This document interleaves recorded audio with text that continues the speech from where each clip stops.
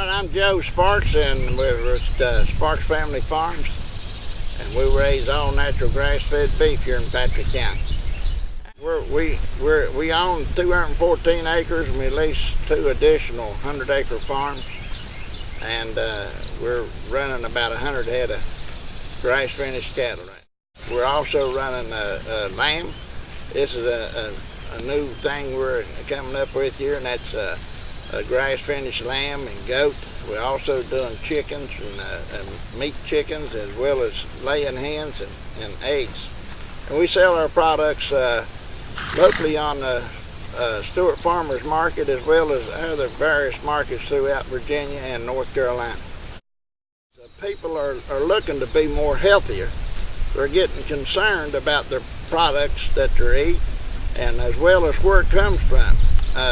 When we import, United States and Patrick County and other counties, we import a lot of food. And that food, you might not know where it comes from. You might not know what's in it, but we try to strive to be able to tell our customers what is in our food and how we treat them and everything like that. And I think that's very important to the future and an aspect of farming. We sell all of our products are directly to the public. We tried a few restaurants and so forth, and restaurants want a certain cut, but when you're a small operator, it just don't work out. I don't have thousands of head of cattle that I can take so much sirloin or so much ribeye and let them have it, but I try to cater to those customers that wants maybe a side of beef or a half a side or even a pack of ground beef and a pack of steaks to do them this week, and then they're looking for me to come forward on the market again next week and have that for them for the following week. And a lot of them don't have a lot of storage space. Our people, they expect us to be on these markets so we can serve them weekly. I think agriculture is a big asset to Patrick County, and I tell you what, I'd say there's not very many Patrick Countyans that was born here in Patrick County that didn't work on a farm or grow up on a farm. Very few and far between. And sometimes we might think that we don't value farmers very much. But sometimes we got to stop and take a look around us and see where our groceries come from. Some people think they go down to Kroger's or they can go down to Walmart's and they don't worry about farmers. They're going to buy that stuff right there. But wonder where that comes from. A lot of it's local farmers. A lot of it is from maybe Mexico. A lot of it you just don't know where it's coming from. So there's a lot of concerned people that wants to know where it's coming from. So they're looking for me and our operation in Patrick County.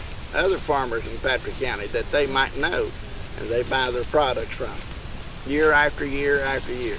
When people slow down enough to sit down, you take me for instance, I've got a pretty good habit of every time I sit down to a meal, I thank the Lord for where it comes from and that we're able to have it to nourish and strengthen our body. And I think that if Patrick County didn't have agriculture, it would be dried up. You're going to find people going somewhere, so they're losing a lot of money going out of the county because there's a lot more and more people getting concerned about their food. Like I was just saying, they're going to go somewhere and find that.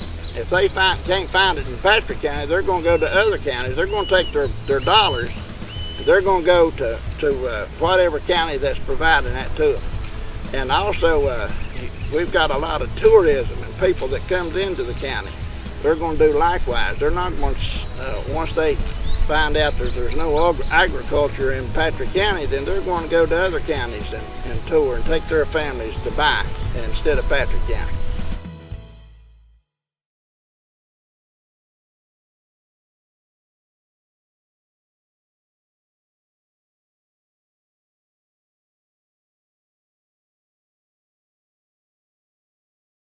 My name's Marion Cobbler, and I'm a beef cattle producer here in Patrick County, and we this farm that we got here was my wife's family farm. We've been in the family for over 100 years. We started in the cattle business, and her father had a base of about 20 beef calves, when we taken over the farm.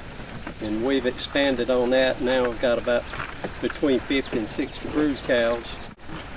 In 1995, I started artificially inseminating my cattle, trying to improve the genetics of them. And back then, I mostly market them locally at the local stock markets.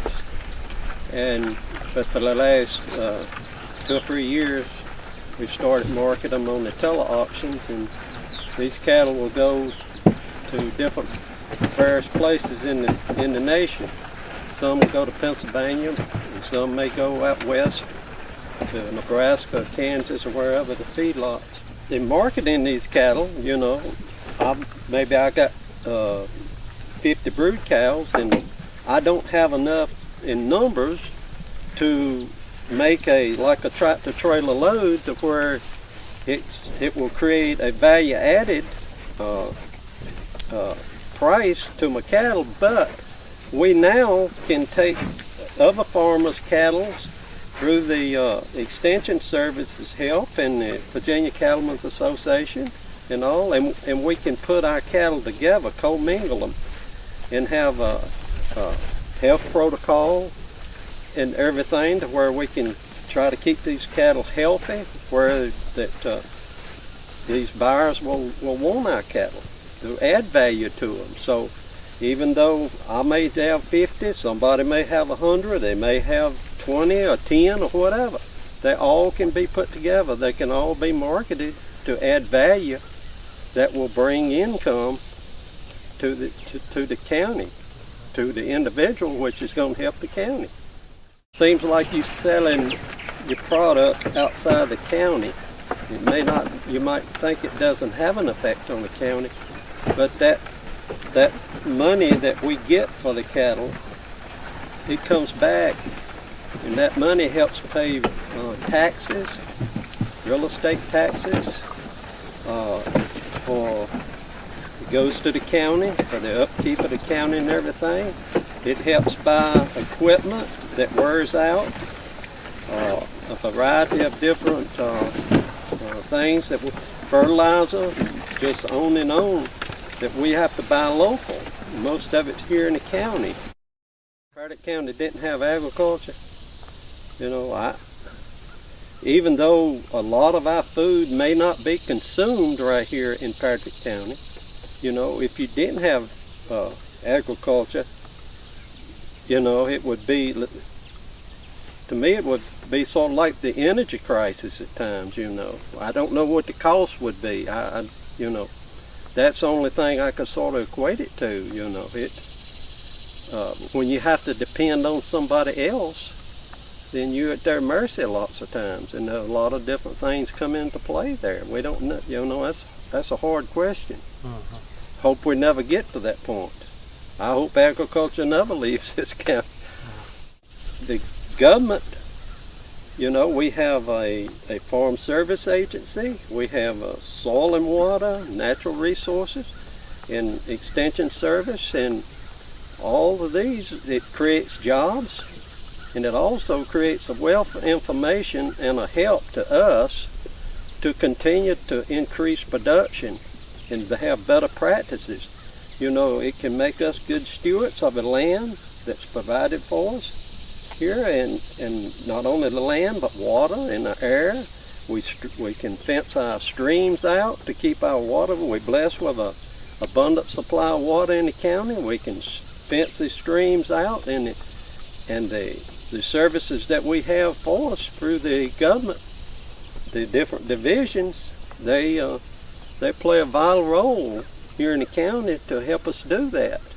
And all of this stuff, all of it comes together is important to make agriculture, which is essential for our survival. We don't live in a perfect world, and we're not perfect people, but I think we're blessed to live in a county that we do have care for each other. It's not all about self sometimes.